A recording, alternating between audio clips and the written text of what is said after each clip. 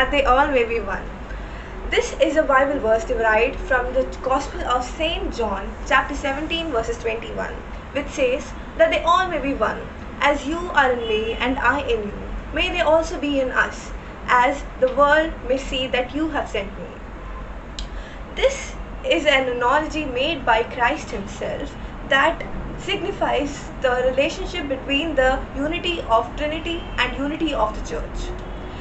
This is difficult for us humans to understand the unity of the Church because it is very difficult for us to understand the unity of Trinity itself. As how can 3 be 1 and 1 be 3? But the scripture helps us to understand this better.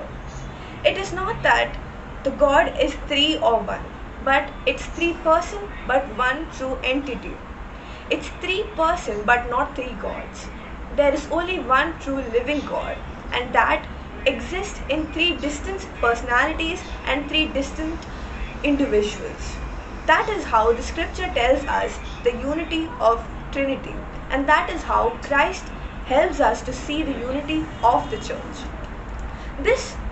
That they all may be one is also the motto of the churches of South India, which also shines a light on the topic of ecumenism and how the leaders of the church helps us to bring ecumenism forward and how it helps us to the goal of unity. We are expected to bring the church together as we are the bride of Christ, and Christ expects us to unify and bring the church together despite the differences and different denominations that we have. Marivanios had an inspiration and he had a call made to himself to come back to the mother church, that is the Catholic Church, which brought us all together, being a part of Malankara Church, which symbolifies his oneness and a unity. Now, I would like to talk about ecumenism and how each year there is one week presented given to the ecumenism to bring the church together with the goal of ecumenism, which is provided by the leaders of the church and done by the eternal Christ and the churches. But the main question arises is that how do we bring the young ones, the youths of the church, to bring together the churches and unify it? And this leads us to the basic answer to be the disciple of Christ. And how do we do that? With the 2 gifts that was bestowed on us by the God, that is the prayer, the gift of prayer, and the gift of spiritual gifts that was given to us. Prayer is a lifeline to Christians, and we know that God loves us so much that He wanted to communicate with us. That is why we have the Holy Scripture, because everything He wants to say to us is in the Holy Scripture.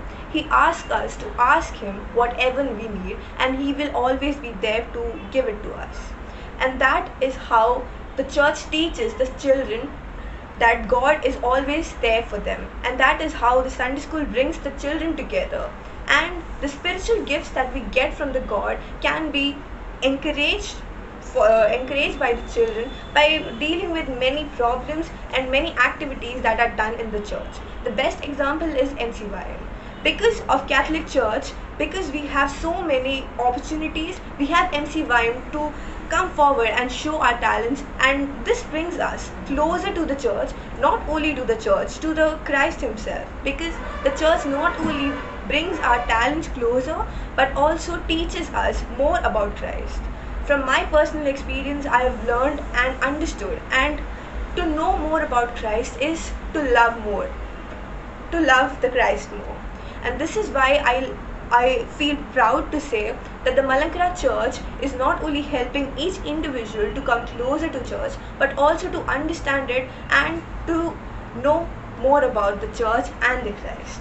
Which is why I would like to conclude by saying that the unity of the church is not only in the hands of the leaders, but in the hands of the youngs and the youths like us. With MCYM and other platforms, we can come forward to show our ideas and to maintain the unity and the cultures and customs we have to make a better future for the church and our youths. Thank you.